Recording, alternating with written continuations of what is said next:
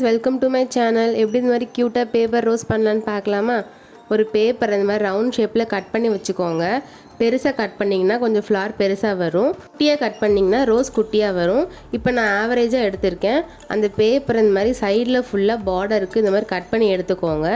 Cut பண்ணதுக்கப்புறமா சிசரை வச்சு நான் எப்படி கட் பண்ணுறேன்னு பாருங்கள். இந்த மாதிரி சுற்றி கட் பண்ணிகிட்டே வாங்க ரவுண்டாக.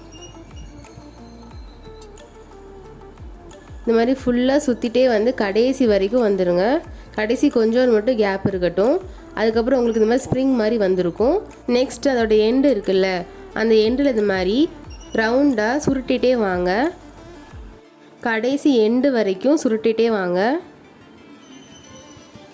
இப்போ கடைசி வந்தோடனே கம் போடுறதுக்கு முன்னாடி கொஞ்சம் லூஸாக விட்டுருங்க. இப்போ பாருங்கள், கொஞ்சம் விரியுதா? இந்த மாதிரி வந்ததுக்கு அப்புறமா நீங்கள் கம் போட்டு அப்ளை பண்ணுங்கள்.